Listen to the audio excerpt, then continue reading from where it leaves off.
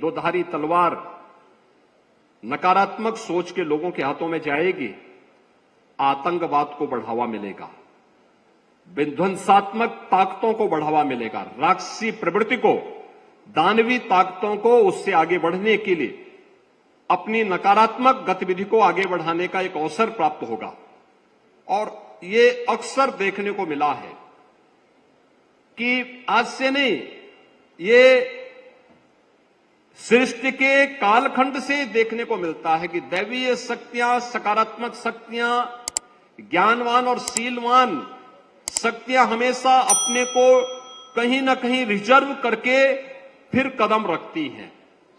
और परिणाम क्या रहा? एक समय ऐसा भी आता है जब किसी ददीची को अपनी हड्डी दान देने के लिए मजबूर होना पड़ता है। एक समय ऐसा भी आता है जब इसकी भारी कीमत हमें चुकानी पड़ती है। कीमत चुकाने का समय नहीं, बल्कि अपनी तकनीक का कीमत लेने का समय है, और उस कीमत के लिए हम सबको आगे बढ़ने की आवश्यकता है। मुझे बताइए ना, आज आपको, आप में से बहुत सारे युवा होंगे या किसी को भी, कोई भी व्यक्ति है, अगर किसी को कोई एक आलेख तैयार करना है, आपको सामान्य रूप से तैयार करने में 4-6 घंटे, 10 घंटे, 12 घंटे लगेंगे, अगर किसी एक फील्ड के बारे में आपको तैयार कोई जानकारी है या नहीं है। लेकिन आप चैट जीपीटी के पास जाइए, उस सॉफ्टवेयर में जाएंगे तो वह आपको अगले 2 मिनट में, 3 मिनट में आपको एक आलेख दे देगा। और ठीक है, यह आपके विवेक और आपकी बुद्धि पर निर्भर करता है कि आप उसमें कितना सुधार कर सकते हैं। वह आपको एक आलेख बना के दे देगा। मैंने स्वयं अखिल भारतीय विद्यार्थी परिषद के इस राष्ट्रीय अधिवेशन से जुड़े हुए कार्यकर्ताओं से मेरे कार्यालय ने अनुरोध किया था। उन्होंने भेजा था कार्यक्रम के बारे में, और कार्यक्रम में प्रोफेसर यशवंतराव केलकर जी के बारे में। यहां से गया था 1 पेज का, मैं चैट जीपीटी पे गया और मुझे 4 पेज का वहां से पूरा अपने आप एक आलेख मुझे मिल गया, हम लोगों को मिल गया। तो चैट जीपीटी या आर्टिफिशियल इंटेलिजेंस कितने लोगों को बेरोजगार करेगी? क्या हम इसे रोक पाएंगे? और नई प्रौद्योगिकी के अनुकूल होकर के अगर हम उसका सदुपयोग करना सीख लें तो यह न जाने कितने लोगों के हाथों को काम दे सकता है, कितने लोगों को आगे बढ़ने के लिए प्रेरित कर सकता है। हां, यह अवश्य है कि उसके जो नैतिक निहितार्थ हैं, उसका एक सुरक्षात्मक ढांचा हमारे पास होना चाहिए, प्रॉपर सिक्योरिटी होनी चाहिए उसकी, कैसे हमें करना है। और हम लोगों को अगर मानव जाति के अस्तित्व को बनाए रखना है तो टेक्नोलॉजी अच्छे लोगों के हाथों में होनी चाहिए। याद रखना, अच्छे लोग अगर उससे भागेंगे तो आप उसको, मुझे नहीं लगता है कि फिर उस टेक्नोकाल के प्रवाह में हम कहीं अपने को हम कोई स्थान प्राप्त कर पाएंगे। हम लोगों ने पूरी दुनिया भी देख रही है, आपने एटॉमिक पावर को भी देखा है, उसको दोनों रूप हैं। उसका एक पॉजिटिव पक्ष है कि आप उससे ऊर्जा प्राप्त करके कोई एटॉमिक पावर स्टेशन स्थापित कर सकते हैं जहां से बिजली लोगों को मिले, बहुत सस्ती बिजली पड़ेगी, तकनीक महंगी होगी लेकिन बाद में बहुत सस्ती पड़ेगी, पॉल्यूशन फ्री होगी। लेकिन दूसरा पक्ष उसका वह भी है कि एटम बम बना करके मानवता के विनाश का बीज भी उसमें निहित करता है। सवाल यह होता है कि वह किसके हाथ में जाता है, कौन लोग वह उसका इस्तेमाल करते हैं। और याद रखना, शुद्ध विज्ञान के बारे में यह कहा जाता है कि वह निरपेक्ष है, उसके बारे में कहा जाता है कि वह वास्तव में ऑब्जेक्टिव है। मनुष्य की बुद्धि ही सब्जेक्टिव है, वो चेक करता है, देखता है, जाति मत मजहब देख करके फिर उसके अनुसार उसको तय करता है। और उससे किसी का भला नहीं होने वाला है। और अब तो हम लोग कहां पहुंच रहे हैं, यानी आर्टिफिशियल इंटेलिजेंस के बाद ऑटोमेशन आ गया, क्रिप्टो करेंसी और ब्लॉकचेन आ गया, आईओटी यानी इंटरनेट ऑफ थिंग्स वहां आ गया है, बायोमेट्रिक तकनीक किस रूप में आ चुकी है वह किसी से छुपा हुआ नहीं है, और कहां तक पहुंच चुके हैं। सबकी प्राइवेसी भी आज कंप्रोमाइज्ड हो चुकी है, कोई उससे अपने आप को नहीं कर सकता। यानी केवल अभी तक फोटोशॉप के बारे में सुनते थे, अब तक हम लोग डॉक्टर तस्वीरों के बारे में सोचते थे, लेकिन अब तो पूरी की पूरी फिल्म ही जनरेट हो जा रही है हूबहू आवाज के साथ। आपने देखा होगा अभी पिछले कुछ दिनों 2-3 बड़े साइबर अपराध के मामले यूपी में आए थे। हमारे सरकार के एक मंत्री को उसके पुत्र की आवाज में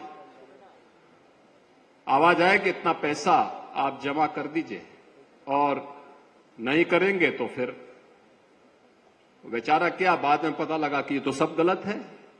यानी पूरी की पूरी आवाज, पूरी उसकी आवाज और उसकी फोटो के साथ पूरी फिल्म सामने आ गई, और सब फेक था, डीप फेक वहां तक जा चुका है। और उस तक मुझे लगता है कि वह एक खतरा उसका भी है। जब टेलीफोन आया था, मोबाइल फोन आया था, यानी मोबाइल फोन आया था, मुझे याद है गोरखपुर में भी 1999-2001 में मोबाइल फोन मिलने प्रारंभ हुए, और मोबाइल फोन मिलने प्रारंभ हुए तो मेरे गुरुजी ने मुझे एक मोबाइल फोन उपलब्ध करवाया। ओसा का इतना बड़ा फोन होता था, मिला। इनकमिंग और आउटगोइंग दोनों का उसमें 16 रुपए पर कॉल लगता था। तो मैंने 1 महीने इस्तेमाल किया, उसका 10,000 रुपये बिल आया। तो मेरे गुरुजी ने कहा कि पैसा तो तुम्हें अपने पास से भरना पड़ेगा, तो मैंने वो वापस कर दिया। आज आप देखते होंगे उसकी कीमत बहुत कम हो चुकी है। इनकमिंग का तो ना हो गया है, आउटगोइंग का भी ना के बराबर है। लेकिन उसमें अब 2G के बाद 3G आया, 4G आया। लोग आशंका करते थे, जब भी कोई तकनीक आती थी तो लोग एक आशंका व्यक्त करते थे, क्या होगा। 5G के बारे में आशंका व्यक्त की, 5G को लोगों ने अपना लिया। अब 6G की तैयारी हो रही है। ये जी पता नहीं कहां तक जाता है, ये जी का सिलसिला चलता रहेगा। लेकिन हम लोगों को स्वयं भी उसके अनुसार अपने आप को तैयार करना पड़ेगा। वर्चुअल रियलिटी भी है और ऑगमेंटेड रियलिटी भी हम सबके सामने है। कहां हम जा रहे हैं।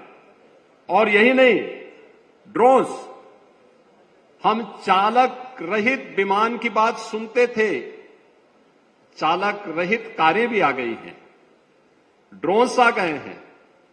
ड्रोन्स को भी आप देख रहे होंगे कि कितनी बड़ी क्षमता के ड्रोन आ गए। क्वांटम कंप्यूटिंग के बारे में और खेती में भी जीन एडिटिंग के बारे में। यानी ये बढ़ता ही जाएगा, बढ़ता ही जाएगा, लेकिन इनको रोकने की सामर्थ्य किसी में नहीं, ये रुकेगा नहीं। इसको रोकने के लिए सबसे बड़ी चुनौती हमारे सामने है, और वह चुनौती है जो प्रोफेसर यशवंतराव केलकर जी ने कहा था।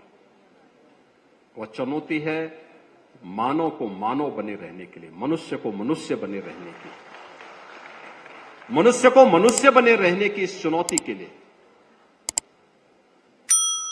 उसको ज्ञानवान होना पड़ेगा, उसको शीलवान होना पड़ेगा, उसको वैदिक परंपरा के इस उद्घोष को अंगीकार करना पड़ेगा जो हमारा वैदिक परंपरा कहती है, सम गच्छध्वम सम पदध्वम सम नो मनासी जानताम के इस उद्घोष को अंगीकार करते हुए कि सब एक साथ चलो, एक साथ बोलो, एक साथ सोचो, एक टीम वर्क के साथ एक धर्म के बारे में। राष्ट्र धर्म ही हमारे लिए सर्वोपरि धर्म है। और यही एक लक्ष्य लेकर के जब हम चलेंगे तो हम मानवता के कल्याण का मार्ग प्रशस्त कर पाएंगे। याद रखना, राष्ट्र धर्म के मार्ग में जो चुनौतियां हैं, उन चुनौतियों का सामना परस्पर एकता से ही संभव हो पाएगा। परस्पर एक दूसरे की भावनाओं का सम्मान करते हुए ही हो पाएगा।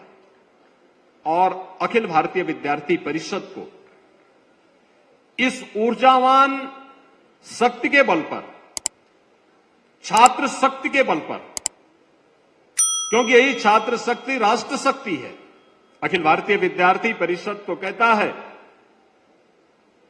कि युवा कल का नहीं आज का नागरिक है, और आज का नागरिक है तो उसको हम लोग आज के दिन पर ही उस राष्ट्र धर्म के मार्ग पर आगे बढ़ा करके, देश के यशस्वी प्रधानमंत्री ने देश के सामने देश की शताब्दी वर्ष के लिए जो टारगेट तय किया है, कैसा भारत चाहिए,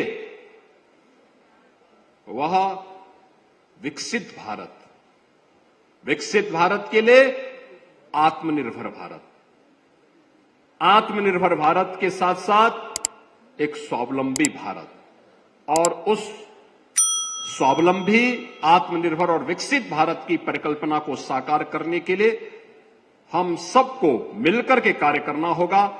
अखिल भारतीय विद्यार्थी परिषद इस दिशा में एक सकारात्मक पहल को लेकर के आगे बढ़ रहा है। यह अत्यंत अभिनंदनीय है। और 70वां अधिवेशन यहां पे बाबा गोरखनाथ की इस पावन धरा पर दुनिया के सबसे बड़े आध्यात्मिक प्रेस, गीता प्रेस की इस कर्मभूमि पर महान क्रांतिकारी शहीद बंधु सिंह और पंडित राम प्रसाद बिस्मिल के इस क्रांति धरा पर यह 70वां अधिवेशन, और इसमें भी प्रोफेसर यशवंतराव केलकर युवा पुरस्कार सम्मान का आयोजन अत्यंत सराहनीय पहल और अभिनंदनीय है। मैं एक बार फिर से पुरस्कार प्राप्त करता श्री नायर को हृदय से उनको बधाई देता हूं, उनके कार्य की सराहना करता हूं और विश्वास व्यक्त करता हूं टेक्नोलॉजी हम उन लोगों तक भी जरूर पहुंचाएं जो लोग अब तक इससे वंचित हैं और उसके लाभ से किन्हीं कारणों से उन्हें रोका गया है। अगर हम उन तक पहुंचा पाएंगे तो राष्ट्र की अपूर्णीय क्षति करने वाले नकारात्मक ताकतों को हम परास्त करने में सफल होंगे। इस संपूर्ण आयोजन के प्रति मेरी मंगलमय शुभकामनाएं हैं। धन्यवाद। जय हिंद।